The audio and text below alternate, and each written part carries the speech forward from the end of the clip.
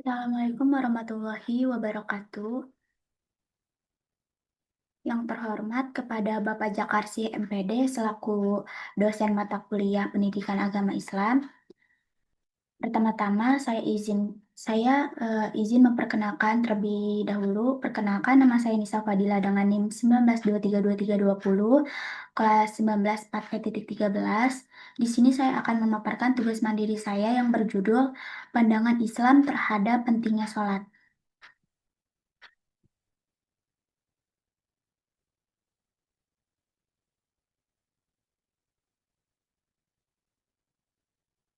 Yang pertama di sini ada pengertian dari sholat.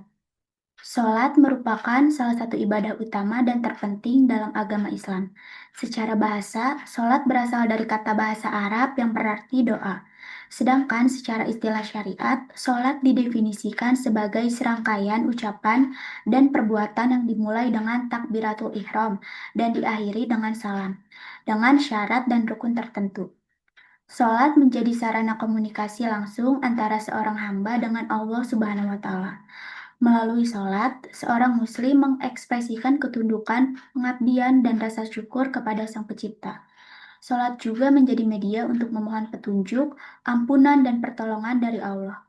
Dalam Islam, sholat memiliki kedudukan yang sangat istimewa. Sholat merupakan rukun Islam kedua setelah syahadat dan menjadi tiang agama. Selanjutnya di sini ada tujuan sholat. Yang pertama, mengingat dan mendekatkan diri kepada Allah Subhanahu wa Ta'ala. Salat menjadi sarana untuk selalu mengingat kebesaran Allah Subhanahu wa Ta'ala dan mendekatkan diri kepadanya. Melalui salat, seorang hamba berkomunikasi langsung dengan Sang Pencipta. Dan yang kedua, ada mencegah dari perbuatan keji dan munkar, yang dimana sholat ini dilakukan dengan khusyuk dapat mencegah seorang diri melakukan perbuatan-perbuatan tercela. Dan yang ketiga, membersihkan jiwa dan menenangkan hati. Sholat menjadi sarana untuk membersihkan jiwa dari dosa-dosa dan menenangkan hati dari kegelisahan duniawi. Dan yang keempat, ada melatih kedisiplinan dan manajemen waktu. Kewajiban sholat 5 waktu dalam sehari melatih seseorang muslim untuk disiplin dan mampu mengatur waktunya dengan baik.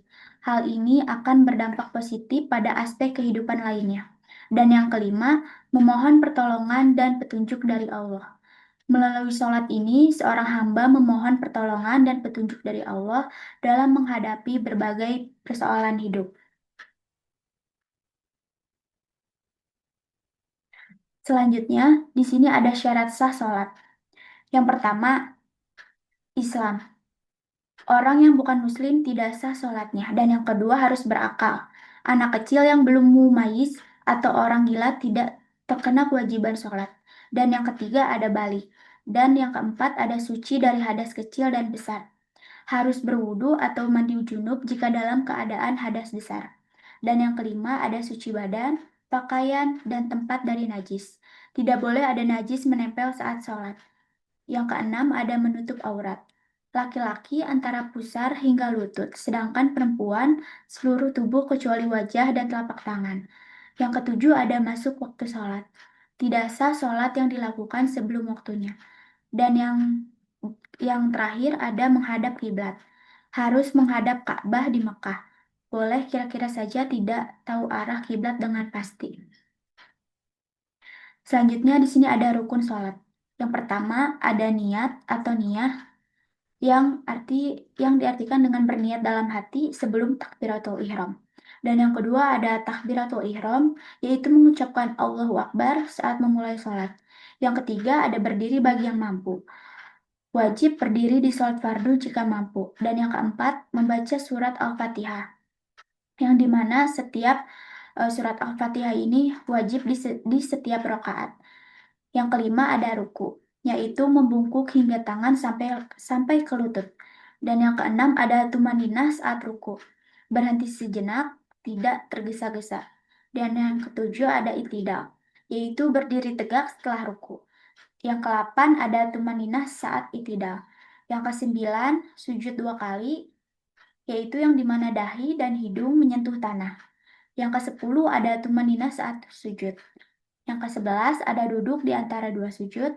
Yang ke-12 ada tumaninah dalam duduk di antara dua sujud. Yang ke-13 ada duduk untuk tasyahud akhir. Yang ke-14 ada membaca tahyahud akhir. Dan yang ke-15 membaca sholawat kepada Nabi Muhammad SAW pada tasyahud akhir. Dan yang ke-16 ada salam. Minimal Assalamualaikum warahmatullahi wabarakatuh. Yang terakhir ada tertib, yang dimana kita itu mengurutkan semua rukun sesuai yang diajarkan Nabi. Selanjutnya di sini ada akibat meninggalkan sholat.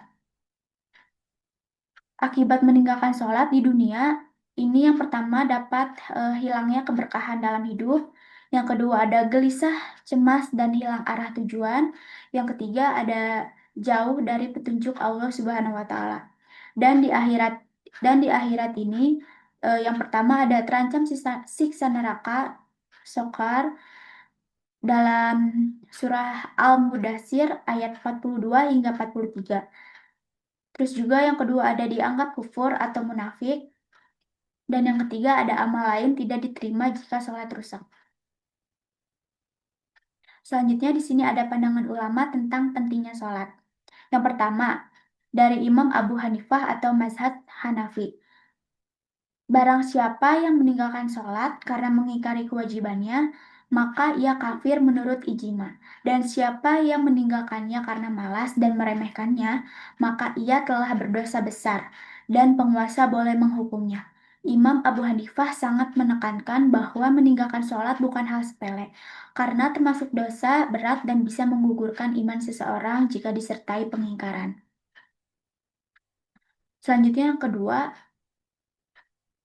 menurut Imam Syafi'i atau mazhab Syafi'i, sholat adalah kewajiban terbesar setelah syahadat dan tidak ada gugur kecuali bagi orang gila atau tidak sadar.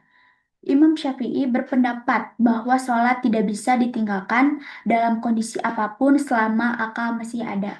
Bahkan orang sakit pun wajib sholat dengan kemampuan yang ada.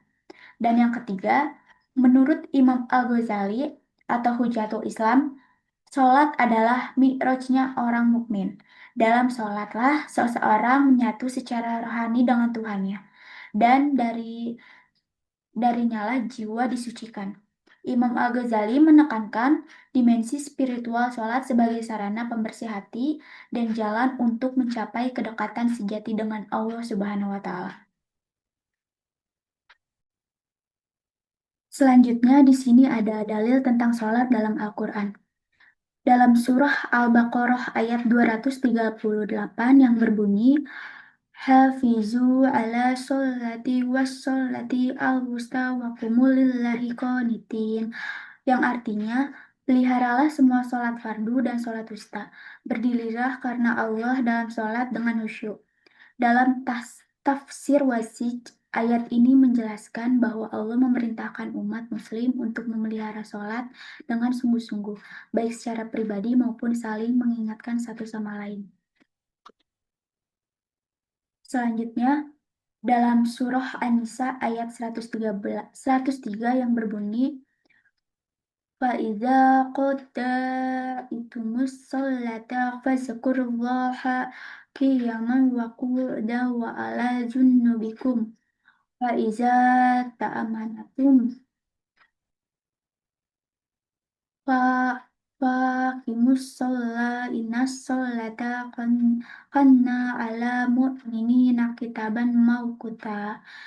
Yang artinya, apabila kamu telah menyelesaikan sholat, berzikirlah kepada Allah, mengingat dan menyebutnya, baik ketika kamu berdiri, duduk, maupun berbaring. Apabila kamu telah merasa aman, laksanakanlah sholat itu dengan sempurna. Sesungguhnya sholat itu merupakan kewajiban yang waktunya telah ditentukan atas orang-orang mukmin. Selanjutnya di sini ada kesimpulan. Sebagai penutup, kita dapat menyimpulkan bahwa dalam pandangan Islam, sholat memiliki kedudukan yang sangat penting dan tidak tergantikan dalam kehidupan seorang muslim. Sholat adalah tiang agama, ibadah pertama yang akan dihisab di akhirat, serta menjadi pembeda antara keimanan dan kekufuran. Islam memandang sholat bukan hanya sebagai kewajiban ritual, tetapi juga sebagai sarana utama untuk berkomunikasi langsung dengan Allah Subhanahu wa Ta'ala, menyucikan jiwa, dan menjaga akhlak dari perbuatan keji dan munkar. Sholat juga mencerminkan kualitas keislaman seseorang. Barang siapa menjaga sholatnya, maka ia menjaga agamanya. Dan barang siapa yang meninggalkannya, berarti ia telah merobohkan pondasi keimanannya. Oleh karena itu, menegakkan sholat 5 waktu dengan khusyuk dan konsisten merupakan cermin dari keimanan sejati serta kunci keselamatan dunia akhirat. Sekian pemaparan dari saya tentang tugas mandiri tersebut.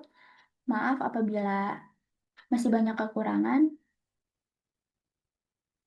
Wassalamualaikum warahmatullahi wabarakatuh.